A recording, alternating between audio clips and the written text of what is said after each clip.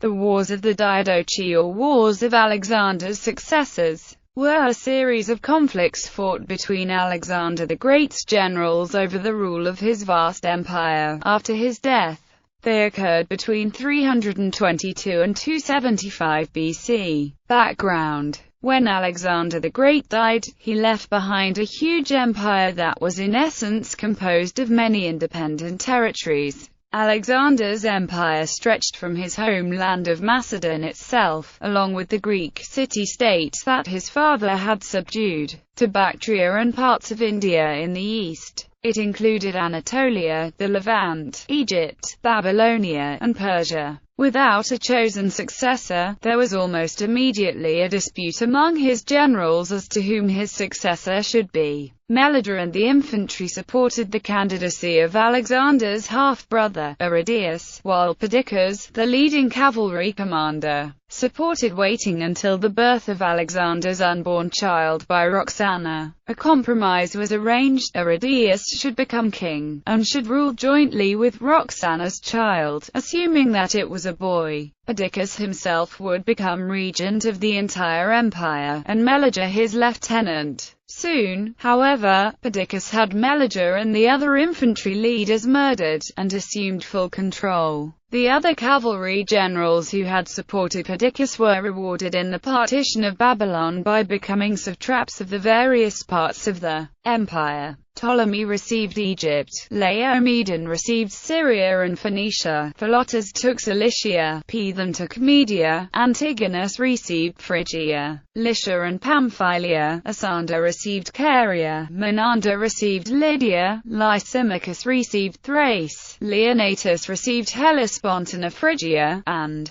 Neoptolemus had Armenia. Macedon and the rest of Greece were to be under the joint rule of Antipater, who had governed them for Alexander, and Craterus, Alexander's most able lieutenant, while Alexander's old secretary, Eumenes of Cardia, was to receive Cappadocia and Paphlagonia. In the east, Perdiccas largely left Alexander's arrangements intact. Taxila and Porus ruled over their kingdoms in India. Alexander's father-in-law Oxyates ruled Gandhara, Tiburtius ruled Arachosia and Gedrosia, Staisanor ruled Daria and Drangniana, Philippa ruled Bactria and Sogdiana, Phratophonus ruled Parthia and Hyrcania, Peucistus governed Persis, till Ptolemies had charge over Carmania, Atropates governed northern Media, Archon got Babylonia, and Arcesilas ruled northern Mesopotamia. Lamian War. The news of Alexander's death inspired a revolt in Greece, known as the Lamian War. Athens and other cities joined together, ultimately besieging Antipater in the fortress of Lamia. Antipater was relieved by a force sent by Leonatus, who was killed in action. But the war did not come to an end until Craterus's arrival with a fleet to defeat the Athenians at the Battle of Cranond on September 5, 322 BC. For a time, this brought an end to Greek resistance to Macedonian domination. Meanwhile, Pithon suppressed a revolt of Greek settlers in the eastern parts of the empire, and Perdiccas and Eumenes subdued Cappadocia. First War of the Diadochi, 322-320 BC. Soon, however, conflict broke out. Perdiccas' attempt to marry Alexander's sister Cleopatra led Antipater, Craterus, Antigonus, and Ptolemy to join together in rebellion. The actual outbreak of war was triggered by Ptolemy's theft of Alexander's body, and diversion of it to Egypt. Although Eumenes defeated the rebels in Asia Minor, in a battle at which Craterus was killed, it was all for naught, as Perdiccas himself was murdered by his own generals Pithon, Seleucus, and Antigenes during an invasion of Egypt. Ptolemy came to terms with Perdiccas' murderers, making Pithon and Aridaeus regents in his place. But soon these came to a new agreement with Antipater at the Treaty of Triparadisus. Antipater was made regent of the empire, and the two kings were moved to Macedon. Antigonus remained in charge of Phrygia, Lycia, and Pamphylia, to which was added Lycaonia. Ptolemy retained Egypt, Lysimachus retained Thrace, while the three murderers of Perdiccas, Seleucus, Pithon, and Antigenes, were given the provinces of Babylonia, Media, and Susiana respectively. Arigeus, the former regent, received Hellespont and Phrygia. Antigonus was charged with the task of rooting out Perdiccas's former supporter, Eumenes. In effect, Antipater retained for himself control of Europe, while Antigonus, as leader of the largest army east of the Hellespont, held a similar position in Asia. Second partition 321 BC and death of Antipater. Second War of the Diadochi, 319–315 BC. War soon broke out again, however, following the death of Antipater in 319 BC. Passing over his own son, Cassander, Antipater had declared Polyperchon his successor as regent. A civil war soon broke out in Macedon and Greece between Polyperchon and Cassander, with the latter supported by Antigonus and Ptolemy. Polyperchon allied himself to Eumenes in Asia, but was driven from Macedonia by Cassander, and fled to Epirus with the infant king Alexander IV and his mother Roxana. In Epirus he joined forces with Olympias, Alexander's mother, and together they invaded Macedon again. They were met by an army commanded by King Philip III Arideus and his wife Eurydice, which immediately defected, leaving the king and Eurydice to Olympias's not-so-tender mercies, and they were killed. Soon after, though, the tide turned, and Cassander was victorious, capturing and killing Olympias, and attaining control of Macedon. The boy King Alexander IV and his mother, both of whom he would later have killed in 310 BC in order to secure his rule. In Asia, Eumenes was gradually driven back further east by Antigonus's forces, culminating in battles at Parytocene in 317 BC and at Gabii in 316 BC. It was in the immediate aftermath of the latter that Eumenes was betrayed by his own troops and handed over to Antigonus, who had him executed in 315 BC. This left Antigonus in undisputed control of the Asian territories of the empire. Third War of the Diadochi, 314–311 BC. In this war, Antigonus, who had grown too powerful for the other rulers to tolerate him, faced Ptolemy, Lysimachus, and Cassander. Antigonus invaded Syria, under Ptolemy's control, and besieged Tyre for more than a year. But although Cassander was tempted to conclude peace with Antigonus, in Asia the war turned against the one-eyed general. A force sent by Antigonus under the officer Athenaeus failed to subdue the Nabateans. Ptolemy invaded Syria and Seleucus secured control of Babylon, and thus, of the eastern reaches of Alexander's empire. Although Antigonus now concluded a compromise peace with Ptolemy, Lysimachus, and Cassander, he continued the war with Seleucus,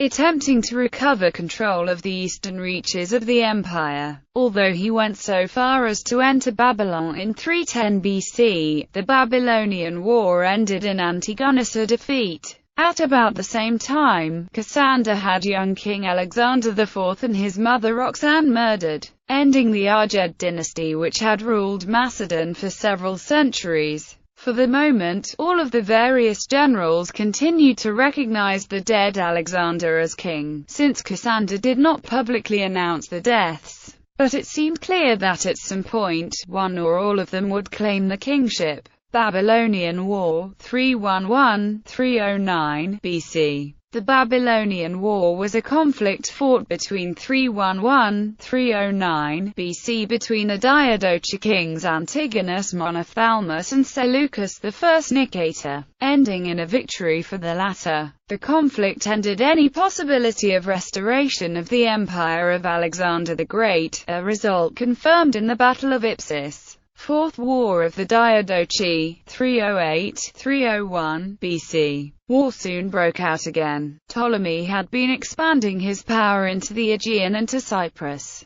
while Seleucus went on a tour of the east to consolidate his control of the vast eastern territories of Alexander's empire. Antigonus resumed the war, sending his son Demetrius to regain control of Greece. In 307 he took Athens, expelling Demetrius of Phaleron, Cassander's governor, and proclaiming the city free again. Demetrius now turned his attention to Ptolemy, invading Cyprus and defeating Ptolemy's fleet at the Battle of Salamis. In the aftermath of this victory, Antigonus and Demetrius both assumed the crown, and they were shortly followed by Ptolemy, Seleucus, Lysimachus, and eventually Cassander. In 306, Antigonus attempted to invade Egypt, but storms prevented Demetrius' fleet from supplying him, and he was forced to return home. Now, with Cassander and Ptolemy both weakened, and Seleucus still occupied in the east, Antigonus and Demetrius turned their attention to Rhodes, which was besieged by Demetrius's forces in 305 BC. The island was reinforced by troops from Ptolemy, Lysimachus, and Cassander. Ultimately, the Rhodians reached a compromise with Demetrius. They would support Antigonus and Demetrius against all enemies, save their great ally Ptolemy. Ptolemy took the title of Soter for his role in preventing the fall of Rhodes, but the victory was ultimately Demetrius', as it left him with a free hand to attack Cassander in Greece.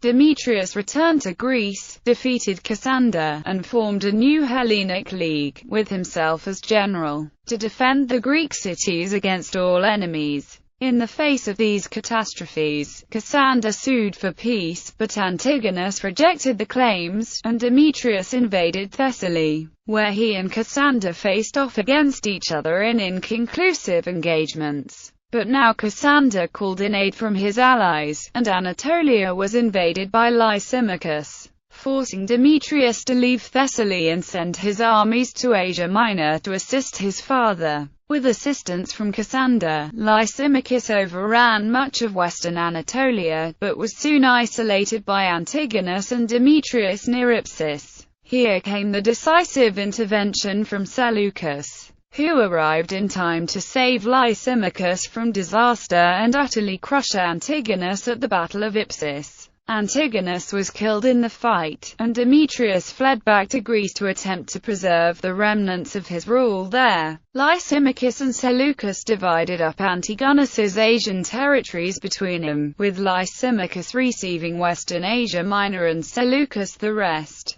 except Cilicia and Lycia, which went to Cassander's brother Pleistarchus. The struggle over Macedon, 298–285 BC. The events of the next decade and a half were centered around various intrigues for control of Macedon itself. Cassander died in 298 BC, and his sons, Antipater and Alexander, proved weaklings. After quarreling with his older brother, Alexander V called in Demetrius, who had retained control of Cyprus, the Peloponnese, and many of the Aegean islands, and had quickly seized control of Cilicia and Lycia from Cassander's brother, as well as Pyrrhus, the king of Epirus. While Demetrius consolidated his control of mainland Greece, his outlying territories were invaded and captured by Lysimachus, Seleucus, and Ptolemy. Soon, Demetrius was forced from Macedon by a rebellion supported by the alliance of Lysimachus and Pyrrhus, who divided the kingdom between him, and, leaving Greece to the control of his son, Antigonus Gonatash, Demetrius launched an invasion of the east in 287 BC. Although initially successful, Demetrius was ultimately captured by Seleucus, drinking himself to death 2 years later. The struggle of Lysimachus and Seleucus, 285–281 BC. Although Lysimachus and Pyrrhus had cooperated in driving Antigonus Gonatash from Thessaly and Athens, in the wake of Demetrius's capture, they soon fell out, with Lysimachus driving Pyrrhus from his share of Macedon. Dynastic struggles also rent Egypt, where Ptolemy decided to make his younger son Ptolemy Philadelphus his heir rather than the elder, Ptolemy Ceraunus. Ceraunus fled to Seleucus, The eldest Ptolemy died peacefully in his bed in 282 BC, and Philadelphus succeeded him. Soon Lysimachus made the fatal mistake of having his son Agathocles murdered at the say-so of his second wife, Arsinoe. Agathocles' widow, Lysandra, fled to Seleucus, who now made war upon Lysimachus. Seleucus, after appointing his son Antiochus ruler of his Asian territories, defeated and killed Lysimachus at the Battle of Corupedium in Lydia in 281 BC. But Seleucus did not live to enjoy his triumph for long. He was almost immediately murdered by Ptolemy Ceraunus, for reasons that remain unclear. The Gallic invasions and consolidation, 280–275 BC. Ptolemy Ceraunus was also not to enjoy the rule of Macedon for very long. The death of Lysimachus had left the Danube border of the Macedonian kingdom open to barbarian invasions, and soon tribes of Gauls were rampaging through Macedon and Greece, and invading Asia Minor. Ptolemy Ceraunus was killed by the invaders, and after several years of chaos, none other than Antigonus Gonatas emerged as ruler of Macedon. In Asia, Seleucus's son, Antiochus I, also managed to defeat the Celtic invaders, who settled down in central Anatolia in the part of eastern Phrygia that would henceforward be known as Galatia after them. Now, at long last, almost 50 years after Alexander's death, some sort of order was restored. Ptolemy ruled over Egypt, southern Syria, and various territories on the southern coast of Asia Minor. Antiochus ruled the vast Asian territories of the empire, while Macedon and Greece fell to Antigonus. Aftermath.